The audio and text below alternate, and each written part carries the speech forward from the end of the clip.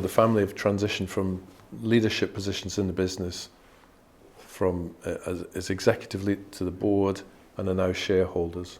But it still has that, it is a family-owned business, and it retains some of these qualities that we know from the foundations world, which is a lot of thought about values, and the values that the family holds strong, absolutely shape what we do.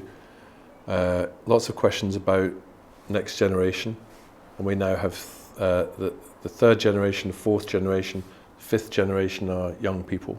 So we have third and fourth generation shareholders now. So transition and change. And they're thinking longer term, they're thinking ahead, not just decades but generations ahead. So that gives it a different character, as does the sense of independence.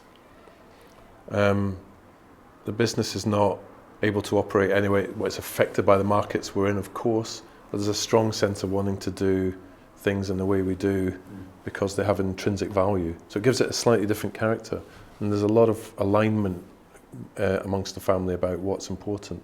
So it gives it a slightly different quality. But yes, the leadership of the business looks different from what it did 10, 15 years ago. And just describe the collaborative CEO, because that's quite unusual. In some ways, the leadership's conventional. You have a shareholders, and you have a non-exec, a professional, independent board chaired, and you have a CEO. So fairly, so far, so good.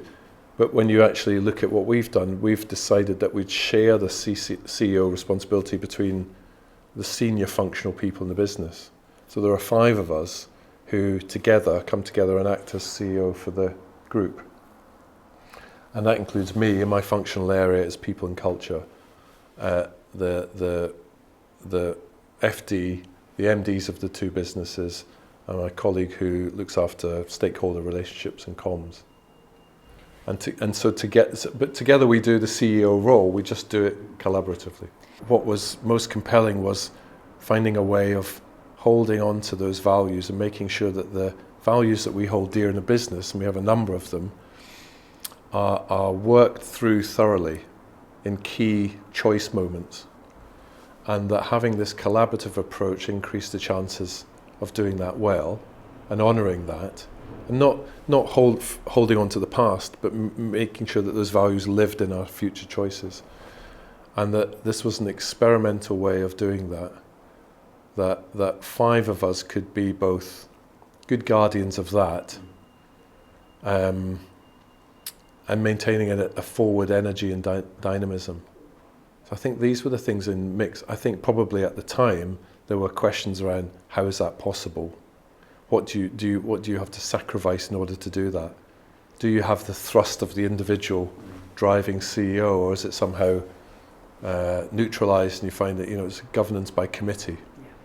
So there are lots of checks and balances and robust relationships in and around that to stop us going down that path.